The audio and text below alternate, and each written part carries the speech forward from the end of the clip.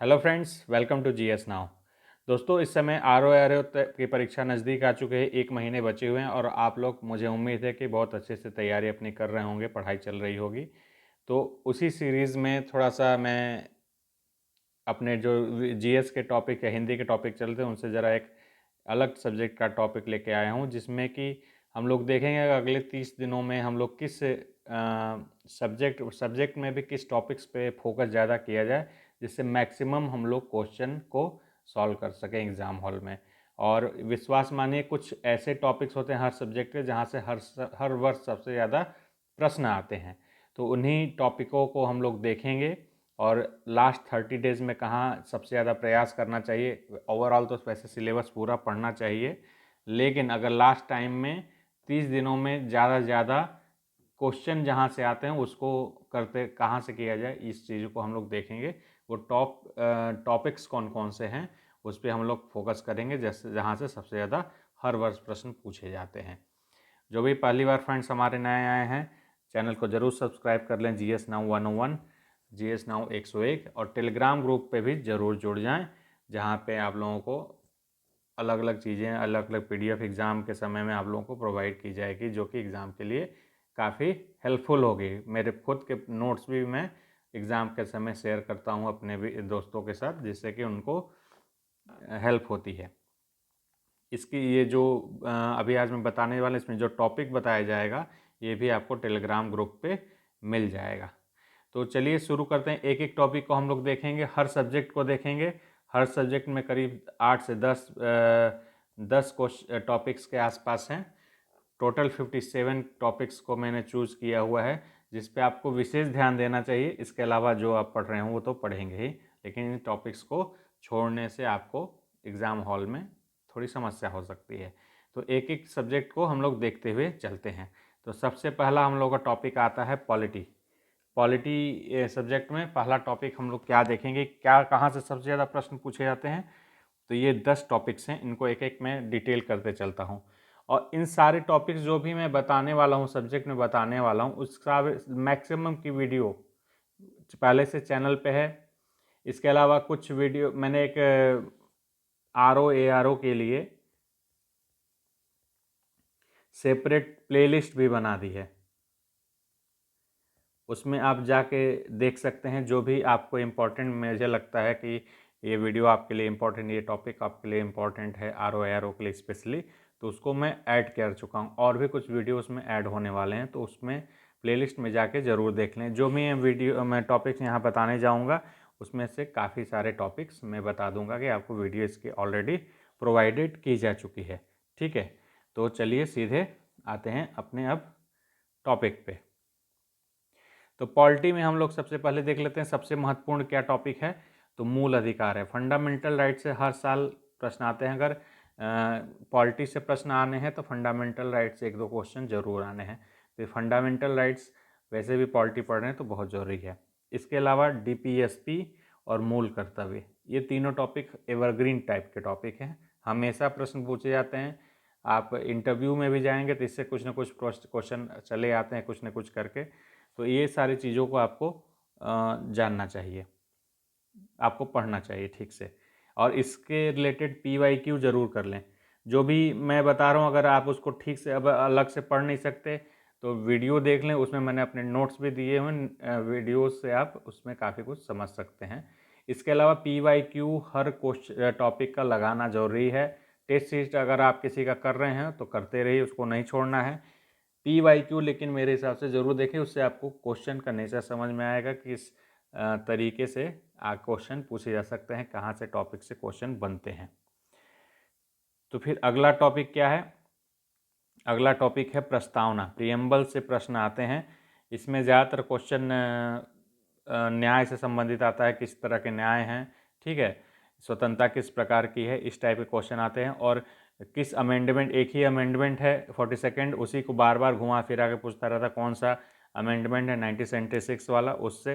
तो बहुत easy topic है, इसको आप ज़रूर देख लीजिएगा, ठीक है। इसके अलावा संविधान संशोधन, संविधान संशोधन को ध्यान रखिएगा।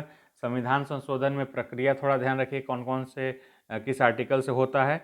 इसके अलावा कुछ महत्वपूर्ण 10-12 संविधान संशोधन है, इसको मैं अलग से वीडियो भी आप लोगों को प्रोवाइड कर दूंगा, PDF भी ग्रुप पे डाल दूंगा जब वीडियो में बनाऊंगा इसको, तो इसको देख लीजिएगा। बहुत कंसाइज क्या कहते हैं नोट्स है, बिल्कुल 2 पन्ने का है।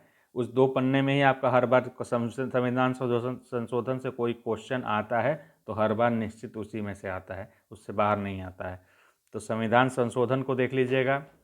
पंचायतों से हमेशा क्वेश्चन आता है, बहुत ही इम्पॉर्टेंट है। और आज के समय में जबकि जो वर्तमान सरकार है ग्राम विकास पे बहुत फोकस कर रही है, तो ये उम्मीद हमेशा रखनी चाहिए कि पंचायतों से और नगर निगम से, जो नगर पंचायतें हैं उनसे प्रश्न जरूर उठाएगी। तो इसमें ज़्यादातर ग्राम पंचायतों से प्रश्न आते हैं, आर्टिकल से आते हैं, राज्य वित्त आयोग किस आर्टिकल से, इससे क्वेश्चन आते हैं, तो इसको ज़रूर ठीक से देख लीजिएगा। इसके अलावा अनुसूचियाँ 12 अनुसूचियों के बारे में पूछता है कि इस अनुसूची में क्या है, 7वें अनुसूची में क्या है, ठीक है, इस प्रकार 11वें अनुसूची में क्या है, इस टाइप के इसको थोड़ा सा मेमोराइज करने वाली चीज़ है। अगर आप इसको मेमोराइज कर लेते हैं, बहुत ऐसा नहीं कि बहुत कठिन है, मेमोराइज कर लेंगे, विश्वास मानिए आपका 1-2 क्वेश्चन हर साल के लिए फिक्स हो जाता है। अगर इससे रिलेटेड कोई भी क्वेश्चन आता है तो ईजिली आप कर सकते हैं। तो इसको सबसे पहले इसको एक बार मेमोराइज करने की कोशिश करिए। दूसरी बात PYQ घटना चक्र का आता है, PYQ लेके उठाइए, 1-2 बार उसको सॉल्व कर डालिए, आपको मेमोराइज हो जाएगा पूरा कंप्लीटली।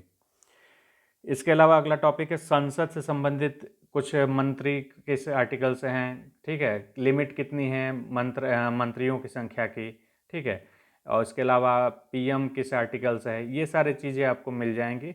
छोटे छोटे जो क्वेश्चन आते हैं इधर उधर के, ये इसमें से आ जाना चाहिए। मंत्रालय किसके प्रति जवाबदेह होता है, ठीक, मंत्रिमंडल किसके प्रति जवाबदेह होता है, ठीक है। इसके अलावा अगर कोई विधान परिषद का सदस्य है और मंत्री है तो वो किधर राज्य विधान मंडल में, मतलब कि निचली सदन से के प्रति होगा या ऊपरी सदन के होगा, या केंद्र में है तो भी की बात हो जाती है। तो इस सारी चीज़ों को ध्यान रखिएगा। इसके अलावा ये इस पे टॉपिक वीडियो भी बने हुए हैं, राष्ट्रपति देख लीजिएगा, राष्ट्रपति पे भी वीडियो बने हुए हैं। इसमें भी सबसे ज़्यादा कन्फ्यूजिंग बच्चों को रहता है कि चुनाव और महाभियोग लगने वाले प्रक्रियाओं में थोड़ा कन्फ्यूजन आता है, कौन रहता है कौन नहीं रहता है, महाभियोग में कौन रहेगा कौन नहीं रहेगा। इन सब छोटे छोटे चीज़ों को देख लीजिएगा, इसका भी वीडियो आपको मिल जाएगा हमारे चैनल पे।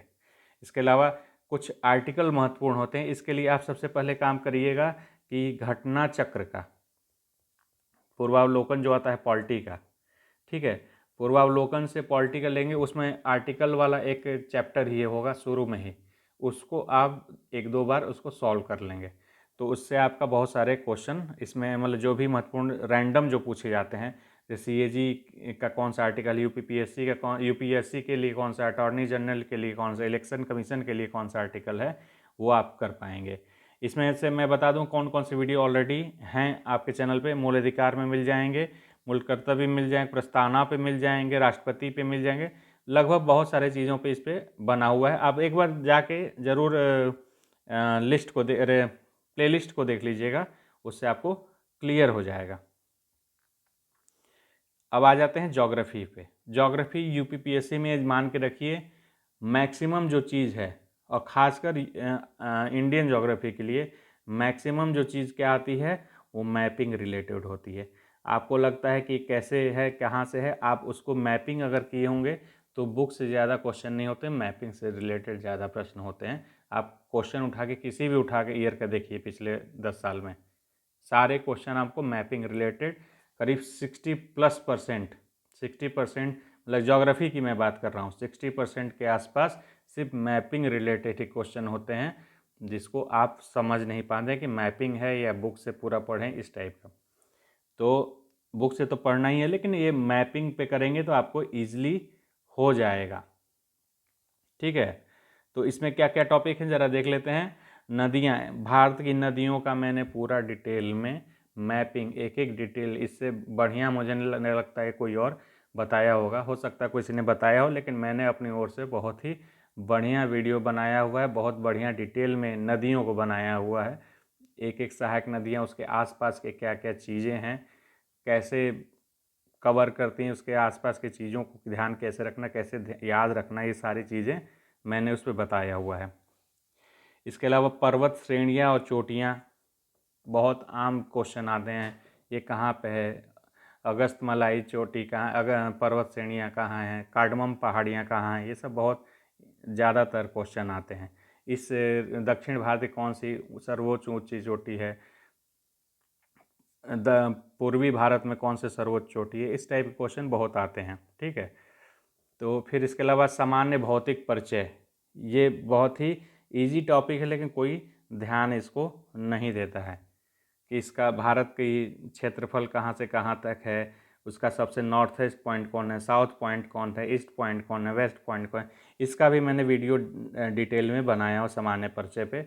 इस पे भी क्वेश्चन आते हैं और बहुत ही ईजी क्वेश्चन आते हैं। इसके अलावा जैसे भारत का मैप है, अंडमान निकोबार द्वीप समूह, ठीक है, इसके अलावा लक्षद्वीप के आसपास के एरिया, इन सब का भी मैपिंग ज़रा देखने की ज़रूरत है। एटलस लेकर देखें, साथ में वीडियो देखें, एटलस देखें, आपका बहुत सारे क्वेश्चन इससे सॉल्व होंगे।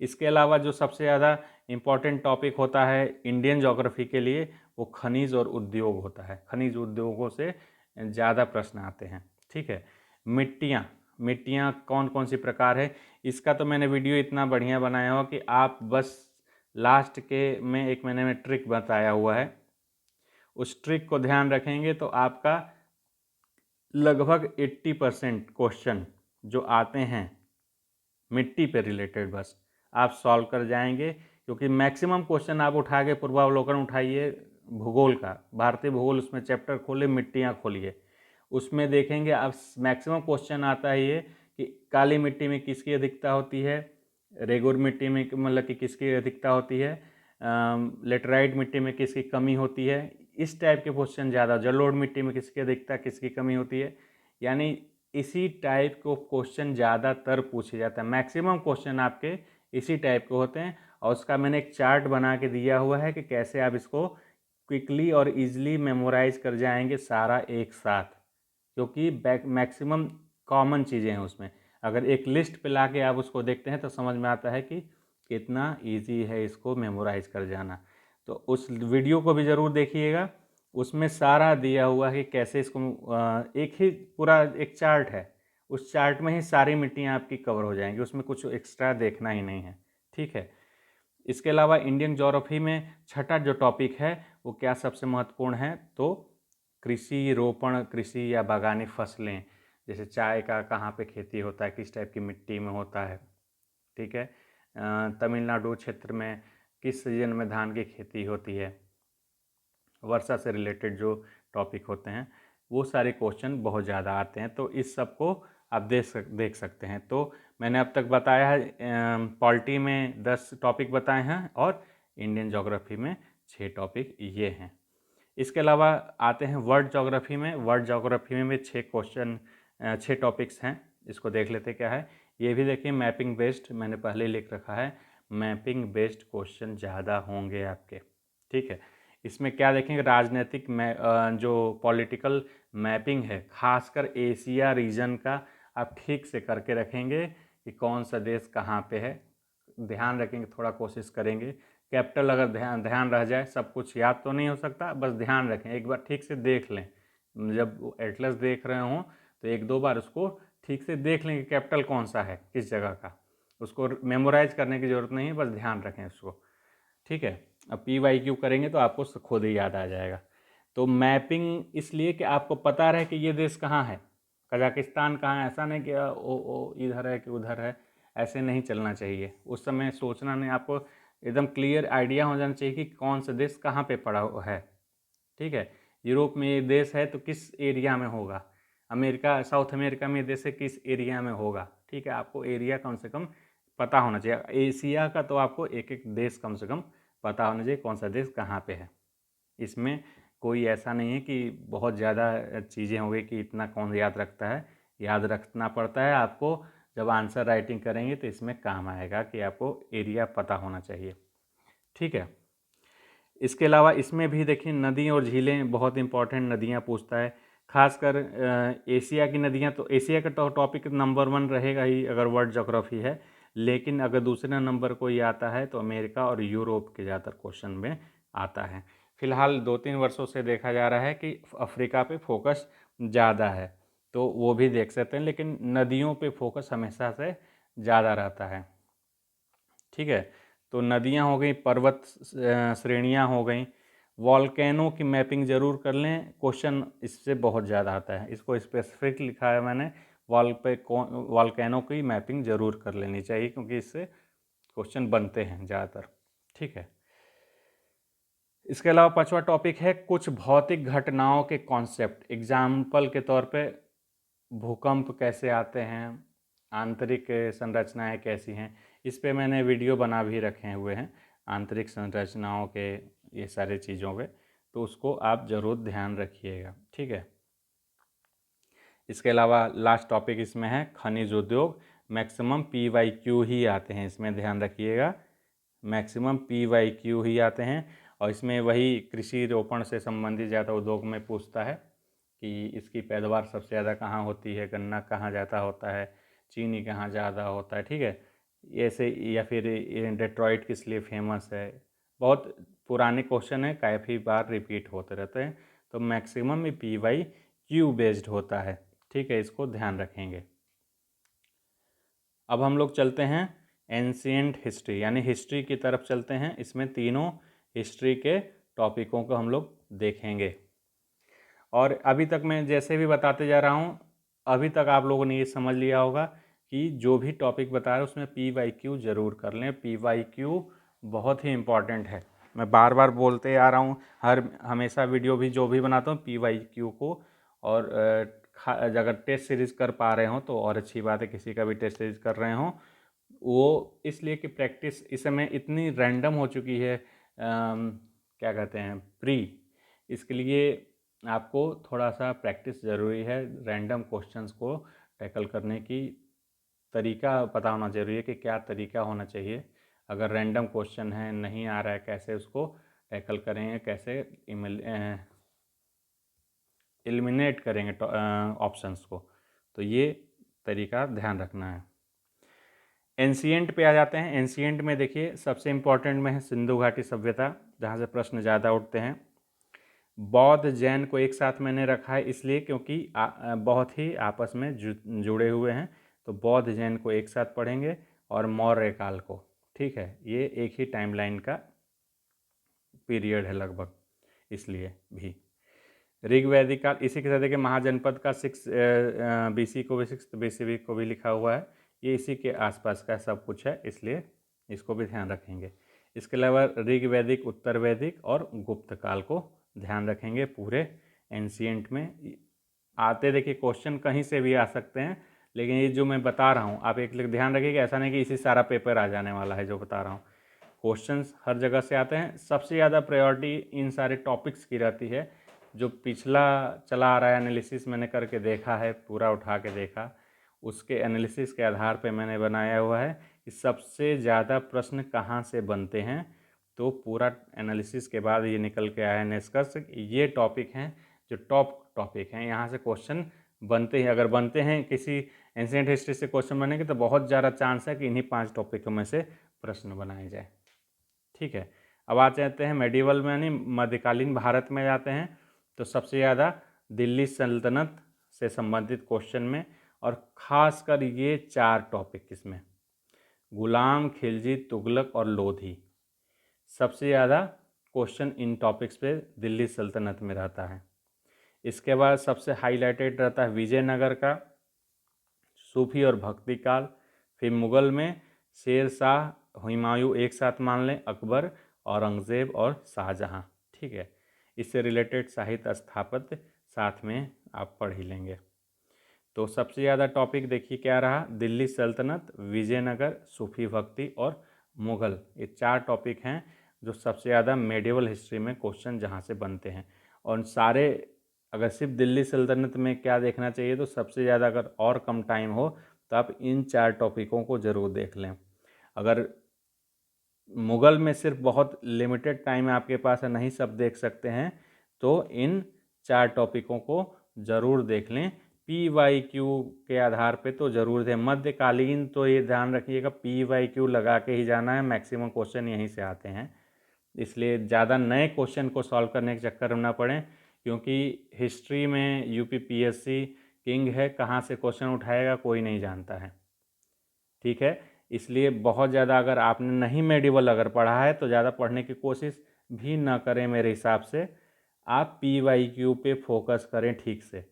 इसी को एक बार दो बार, एक आता है वन लाइनर भी आता है, इसे एक दो बार पूर्वावलोकन कर लिए हैं, एक बार दो बार, उसके बाद वन लाइनर उसी घटना चक्र का ही आता है। क्या नाम है, मैं उसका नाम याद नहीं है, पॉइंटर या कुछ करके आता है, पॉइंटर, हाँ शायद GS पॉइंटर ही आता है।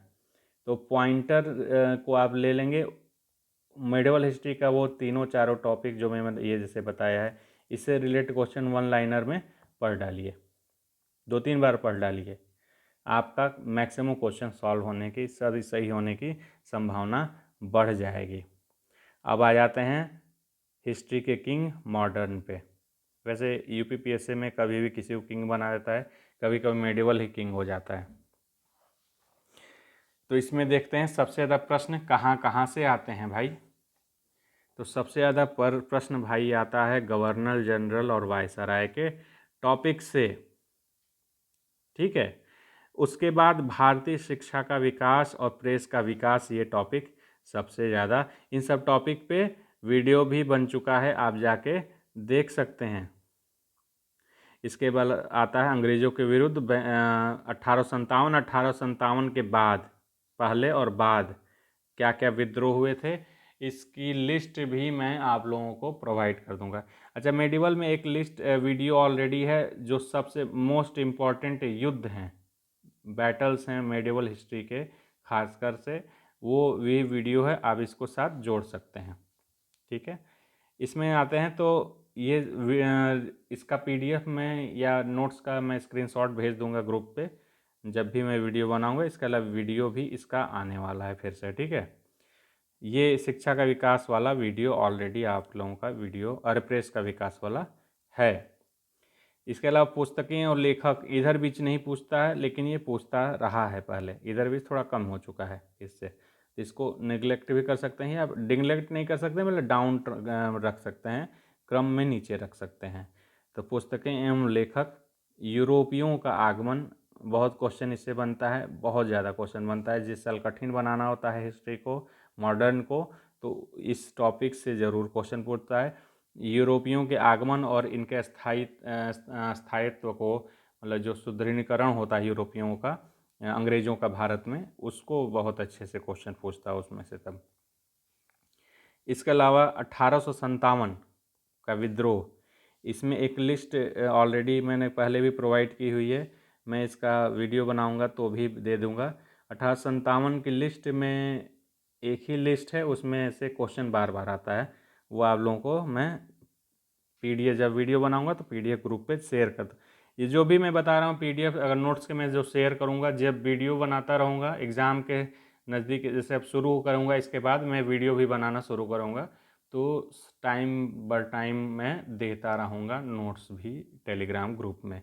तो इसीलिए मैं कह रहा हूँ बार बार कि जो भी आए हैं फ्रेंड्स, टेलीग्राम पे भी ज़रूर जुड़ जाएं, क्योंकि आप लोगों को लगेगा कि अभी इधर बीच नहीं आ रहा है, अचानक ही देना जब मैं शुरू करूँगा तो उस पर PDF और नोट्स देना शुरू कर दूँगा, तो उसको जुड़े जुड़े रहेंगे तभी आपको ज़्यादा लाभ होगा। सामाजिक एवं धार्मिक सुधार से क्वेश्चन बहुत आते हैं। ठीक है, और इसके अलावा संवैधानिक विकास क्रम जो है, इसको पॉलिटी के साथ में जोड़ के पढ़ना है सीधे। ये संवैधानिक विकास का क्वेश्चन आप सीधे पॉलिटी में पढ़ रहे होंगे, उसको नहीं पढ़ेंगे। एक बार मेरा विश्वास मान के देखिए, आप पहले यहाँ से पढ़िए इतिहास को, उसके बाद उसको पढ़िए। आप अगर स्पेक्ट्रम रखे हों, स्पेक्ट्रम से पढ़िए, उसके बाद आप जिस भी बुक से मान लीजिए लक्ष्मीकांत से पढ़ें, उसके बाद संवैधानिक विकास को साथ में पढ़ लीजिए, बहुत ही बढ़िया आपका तैयार हो जाएगा। इसके अलावा टाइमलाइन देखिए, बहुत सारे टॉपिक को इसलिए मैंने नहीं रखा है क्योंकि वो सारे टॉपिक टाइमलाइन के हैं। टाइमलाइन के कैसे हैं, आप 1905 से लेके 1900 45 46 तक मान लीजिए, 47 ही मान लीजिए, आज़ादी तक मान लीजिए। लेकिन इसमें दो पार्ट और हो जाएगा, 1905 से लेके 1920 तक एक टॉप पार्ट हो जाएगा, और 1921 से लेके 1935 तक, और 35 से लेके 47 तक, ये 3 पार्ट बटेगा, तब जाके आपको क्लियर होगा। और इस क्रम, ये पार्ट में क्वेश्चन बहुत कालक्रम के आते हैं कि कौन सी घटना किसके बाद हुई है, ये सारा घटनाओं पे आता है प्रश्न। इसमें सबसे ज़्यादा घटनाओं का क्रम आपको याद रहेगा तो क्वेश्चन ज़्यादा बना पाएंगे। जैसे कि गांधी का आगमन कब हुआ है, कब कौन सा पहला आंदोलन किया, ठीक है। इसके अलावा फिर खिलाफत कब हुआ, ठीक है, भारत छोड़ो कब हुआ, या फिर जो भी असहयोग आंदोलन कब हुआ, सविनय, ये सारा क्रम आपको पता होना चाहिए, टाइमलाइन पता होना चाहिए। टाइमलाइन पता रहेगा तभी इन सारे टॉपिक्स को आप कर पाएंगे। तो इसलिए टाइमलाइन वाला क्वेश्चन मैंने अलग से डाल दिया है कि टाइमलाइन पे बहुत क्वेश्चन पूछता है। तो मॉडर्न हिस्ट्री में खासकर 1905 बंग भंग के बाद से आपको टाइमलाइन पे बहुत फोकस करना है। सिर्फ टॉपिक को ध्यान रखने से नहीं होगा, उसका कालक्रम क्या रहा है उसको ध्यान रखना ज़रूरी है। इसके अलावा गांधी जी पे क्वेश्चन बहुत आता है, गांधी जी को अलग से मैंने डाल रखा है। गांधी जी से जो भी पहला भाषण, पहला आगमन, पहला सत्याग्रह से जो भी टॉपिक बनते हैं उनको जरूर करें। क्वेश्चन यूपीएससी में तो बहुत फेवरेट हैं गांधी, यूपीपीएससी में कभी कभी पूछता है, कभी नहीं पूछता है, लेकिन इसको मैंने डाल रखा है, ठीक है। अब आ जाते हैं जनरल साइंस पे।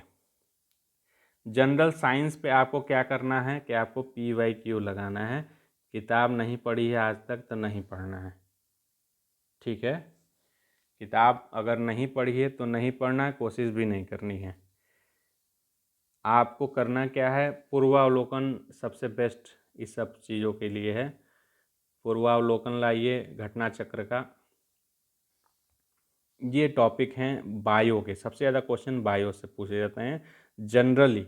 अगर कुछ विशेष हो जाए कि मैं पूछ ही दूँ, फिजिक्स से ही पूछ दूँ या केमिस्ट्री से ही सारा पूछ दूँ तो बात अलग है। जनरली जो चलता है बायो से करीब 60 से 70% क्वेश्चन होते हैं। अगर 10 क्वेश्चन हैं तो 6 क्वेश्चन बायो से रहेंगे और 2-2 क्वेश्चन आपके केमिस्ट्री और फिजिक्स से रहेंगे। कभी कभी 3 फिजिक्स से हो जाएंगे, 1 हो जाएगा आपका केमिस्ट्री से, या केमिस्ट्री कभी कभी गायब भी हो जाता है। तो सबसे ज़्यादा क्वेश्चन बायो से आता है। अब बायो में क्या टॉपिक हैं, तो बायो में टॉपिक है ये सबसे ज़्यादा विटामिन एंड पोषण रोग, ठीक है। विटामिन एंड पोषण और उससे कमी से होने वाले रोग साथ ही में आपको मिल जाएगा, ठीक है। रोग एवं उपचार एक अलग है, रोग एवं उपचार अलग है, ध्यान रखिएगा। विटामिन एंड पोषण और उससे कमी से होने वाले रोग हैं। अंतःस्रावी ग्रंथ से क्वेश्चन बहुत आता है, किस हार्मोन का रिसाव कहाँ से होता है, ये सारे क्वेश्चन बहुत बार आता है। इसके अलावा रोग एवं उपचार, आप पूर्वावलोकन देखेंगे तो ये टॉपिक बाई उसी के से आपको मिल जाएंगे। तो रोग एवं उपचार आपको सब, उसके बाद सबसे ज़्यादा क्वेश्चन आता है। इसके अलावा वर्गीकी कैसे क्वेश्चन आता है, पादप और जंतु दोनों वर्गीकी से क्वेश्चन बहुत आता है। फिजिक्स का मैंने लिख रखा, केमिस्ट्री को नहीं लिखा है क्योंकि केमिस्ट्री को अगर आ रहा है तो ठीक है, नहीं आ रहा है तो उसको आप निगलेक्ट, क्योंकि जनरली कम क्वेश्चन आता है तो बहुत ज़्यादा उस पर फोकस नहीं किया है। फिजिक्स से 2-3 क्वेश्चन आते हैं कभी कभी। तो सबसे ज़्यादा प्रश्न जो आते हैं प्रकाश से आते हैं, लाइट से। लाइट से ही मैक्सिमम चांस होते हैं कि क्वेश्चन आपके आएँ, ठीक है। उसके अलावा उष्मागतिकी से और विद्युत धारा, ये 3 टॉपिक हैं। सबसे ज़्यादा हाईलाइटेड टॉपिक है लाइट। अब आ जाते हैं पर्यावरण एवं पारिस्थितिकी। इससे देखिए क्वेश्चन बहुत बनते हैं, और ये सिर्फ मैं जो बता रहा हूँ यहाँ नहीं, पीसीएस में भी आपको काम आने वाले हैं। पीसीएस के लिए भी ध्यान रखिएगा। हालांकि मैं उस समय भी खुद एक वीडियो बना दूंगा, जब पीसीएस बचेगा 1 महीने, उस समय भी टॉपिक आपको कुछ स्पेसिफिक बता दूंगा, क्या हाईलाइटेड चल रहा है करंट में वो भी बता दूंगा। तो पीसीएस, अरे सॉरी, एनवायरमेंट में सबसे ज़्यादा क्वेश्चन जहाँ से पूछते जाते हैं वो भी मैपिंग से होते हैं। पहला मैपिंग, दूसरा प्रदूषण, ये 2 टॉपिक हैं, सबसे बेस्ट टॉपिक हैं। प्रदूषण से क्वेश्चन टफ बनाना हो तो ज़्यादातर प्रदूषण पूछते हैं, प्राथमिक प्रदूषक, द्वितीयक प्रदूषक, इसी में लड़के हमेशा कंफ्यूज रहते हैं, इसीलिए हमको लगता है सबसे ज़्यादा क्वेश्चन इसी से बनाते हैं। ठीक है, तो मैपिंग बेस्ड सबसे ज़्यादा होंगे। मैपिंग बेस्ड में क्या होंगे, नेशनल पार्क कौन से कहाँ पे हैं, सारे के नेशनल पार्क। मुझे तो मुजवानी याद हो गया था कि कौन सा नेशनल पार्क कहाँ है, पूरे करीब 70 के 75 आसपास नेशनल पार्क मुझे याद हैं अभी भी कि कौन से नेशनल पार्क कहाँ पे हैं। तो मैपिंग का एक खेल है, मैंने एक बार बताया भी था मैपिंग आपको कैसे करनी है। 10 मिनट डेली देंगे, कोई भी टॉपिक का मैपिंग, किसी भी यूनिवर्सल, पूरे दुनिया में कोई भी टॉपिक अगर आप है, याद करने की बेस्ट विधि है वो। आप कोई भी लाइए, मैप करिए, रोज़ 10 मिनट टाइम दीजिए, 1 हफ्ते टाइम दीजिए, सारा आपका नेशनल पार्क याद हो जाएगा हमेशा के लिए, जीवन पर्यंत याद रहेगा। आप अगर लोग चाहते हो कि वो तरीका मैं फिर से अगर कहूँ बनाना हो वीडियो, तो मैं बना के आप लोगों के लिए डाल दूंगा, वो किसी भी टॉपिक पे आप उसको अप्लाई कर सकते हैं। तो नेशनल पार्क और बायोस्फीयर रिजर्व, खासकर यूएन से जो मान्यता प्राप्त हैं बायोस्फीयर रिजर्व, इसको ज़रूर देख लीजिएगा। और बायोस्फीयर रिजर्व, नेशनल पार्क, ठीक है, और सेंचुरी जो होते हैं, ये तीनों का अंतर एक बार ज़रूर देख लीजिएगा। ज़रूरी नहीं क्वेश्चन आए, लेकिन देख लीजिएगा, इससे बन सकता है प्रश्न। ठीक है, इससे पहले भी क्वेश्चन आ चुके हैं। तो ये सबसे नंबर 1 हो गया। इसके अलावा सबसे ज़्यादा क्वेश्चन दूसरा जो तीसरा होगा, सबसे पहला तो मैपिंग हो गया, दूसरा हो गया प्रदूषण, और तीसरा टॉपिक जो सबसे ज़्यादा महत्वपूर्ण है वो है पर्यावरण वन संरक्षण प्रोजेक्ट और अधिनियम के वर्ष। ठीक है, कैसे, पर्यावरण संरक्षण अधिनियम कौन सा है, प्रोजेक्ट टाइगर कब लागू हुआ, प्रोजेक्ट एलिफेंट कब किस वर्ष का है। ठीक है, जो भी इसके अलावा वन संरक्षण अधिनियम जो है वो कब का लागू हुआ है, ये सारे टॉपिक। माफ़ कीजिएगा, मैं थोड़ा पानी पी लूँ। हाँ, तो वो सारे क्वेश्चन बहुत पूछते हैं, हर लगभग जो भी वर्ष होगा 1-2 बार जरूर ये क्वेश्चन आ जाता है एनवायरनमेंट में। ठीक है, अब चौथा टॉपिक क्या है, इकोसिस्टम परिस्थिति तंत्र, ये थियोरेटिकल क्वेश्चन होता है। चक्र क्या है, कार्बन चक्र क्या है, ये सारी चीज़ें ये बहुत ज़्यादा इनसे पूछी जाती हैं। अगले मतलब इन सब चीज़ों से बचता है तो इन सब पे आ जाते हैं। ठीक है, इसके अलावा फिर अगला है राष्ट्रीय और अंतर्राष्ट्रीय प्रयास पर्यावरण संरक्षण के लिए क्या चल रहे हैं, जैसे कोप, लेटेस्ट कोप क्या है। ठीक है, बायोडाइवर्सिटी का कोप और एक पर्यावरण संरक्षण का अलग कोप चलता है, 2 कोप चलते हैं। एक बायोडाइवर्सिटी वाला 2 साल पे होता है, पर्यावरण संरक्षण वाला हर साल होता है। आई होप आप लोगों को ये पता होगा।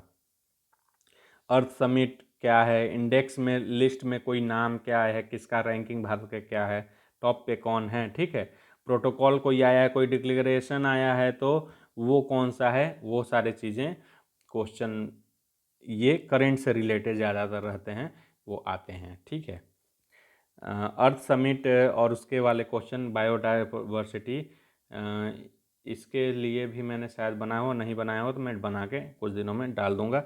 ये सारा वीडियो मैं जो भी इसे टॉपिक बता रहा हूँ इन सब पे कोशिश होगी अगले 1 महीने में सारा आप लोगों को वीडियो जो बन चुका है वो तो ऑलरेडी होगा ही, जो नहीं होगा वो बन जाएगा। ठीक है, उसका वीडियो बना के ज़रूर डालने का प्रयास रहेगा अपनी तरफ से। इसके अलावा करंट अफेयर्स का लिए मैं वीडियो बनाऊंगा, दृष्टि आएगी घटना चक्र वाली, वो मैं दूंगा। इसके अलावा कोई और पहले छमाही आ जाती कोशिश करूंगा उसको भी दे दूं। 25 क्वेश्चन के आसपास कम से कम मान के चलिए कि इससे क्वेश्चन आते हैं। तो करंट अफेयर्स तो कभी छोड़ने नहीं है, कभी कुछ मतलब कि कोशिश भी नहीं करनी है कि कुछ छूट जाए क्वेश्चन। तो करंट अफेयर्स के लिए मैं खुद वीडियो बनाऊंगा। अगर आप लोग पढ़ रहे होंगे तो बहुत अच्छी बात है, नहीं पढ़ रहे होंगे तो वीडियो तो आ ही जाएगा। इसकी तो गारंटीड वीडियो आएगी, लगातार आएगी। जिस भी दिन आएगा मार्केट में दृष्टि, लगातार उसके अगले दिन से शुरू हो जाएगा। और कोशिश करूँगा कि मैं लाइव आके उसको करता रहूँ। लाइव नहीं आऊँगा तो शाम को सुबह के 8 बजे मेरा टाइमिंग रहता है वीडियो डालने का। सुबह के 8 बजे मैं वीडियो डाल दिया करूँगा नेक्स्ट मॉर्निंग से बुक आने के बाद। ठीक है, घटना चक्र की जो भी करेंट अफेयर्स आएगा। इसके अलावा बच जाता है इकोनॉमिक्स। इकोनॉमिक्स ज़्यादा लोग पढ़ते भी नहीं हैं, करंट अफेयर्स रिलेटेड ज़्यादा होता है। फिर भी इसमें टॉपिक कुछ देखने हो तो ये 4 टॉपिक आपके सामने हैं। सबसे ज़्यादा बैंकिंग एंड फाइनेंस से आता है क्वेश्चन। इसके अलावा बजट से रिलेटेड आता है, करंट अफेयर्स से रिलेटेड ये हो जाता है। और ये करंट अफेयर्स मैंने खुद भी लिख रखा है, करंट अफेयर्स है तो करंट अफेयर्स है। और टर्मिनोलॉजी बेरोजगारी पे क्वेश्चन जरूर, अगर कठिन में पीसीएस में ज़्यादा क्वेश्चन आते हैं बेरोजगारी के टर्म्स पे, कर्व कुछ होते हैं उनको ज़रूर पूछता है। तो इन सबको, इसको भी आप लोग देख सकते हैं। तो इस प्रकार टोटल मैंने आप लोगों को 57 टॉपिक्स मैंने अब तक इसमें बता दिए हैं। मैं आपको जूम आउट करके दिखा देता हूँ। ये पॉलिटी के 10 हो गए, ज्योग्राफी के 11 हो गए और हिस्ट्री के आपके 5 4 9 9 और 11 20 हो गए। और इसके अलावा सामान्य विज्ञान के आपके हो जाएंगे 7, पर्यावरण परिस्थिति के 5, करंट अफेयर्स का 1 टॉपिक, और मतलब करंट अफेयर्स तो खुद ही एक टॉपिक है, इसका वीडियो भी आएगा। और इसके अलावा इकोनॉमिक्स पे 4, टोटल लगभग 57 टॉपिक्स हैं। ये टॉप टॉपिक्स हैं जिस पे आपको फोकस करना चाहिए अगले 30 दिनों में एग्ज़ाम आने से पहले। अभी तक आप लोग वीडियो बने हुए हैं तो ज़रूर चैनल को सब्सक्राइब करें, हेल्प करें। जितना आप लोग दोस्तों के बीच शेयर करेंगे, अगर मुझे जो मैंने बताया है कुछ आपको अच्छा लगा हो, कुछ आप में ऐड ऑन किया हो इस वीडियो ने, तो ज़रूर अपने दोस्तों के बीच में शेयर करें, लाइक करें वीडियो को, जिससे हमारी रीच थोड़ी ज़्यादा बेहतर हो सके। और सब्सक्राइब ज़रूर कर लें चैनल को। Thank you for watching GS now. Take care.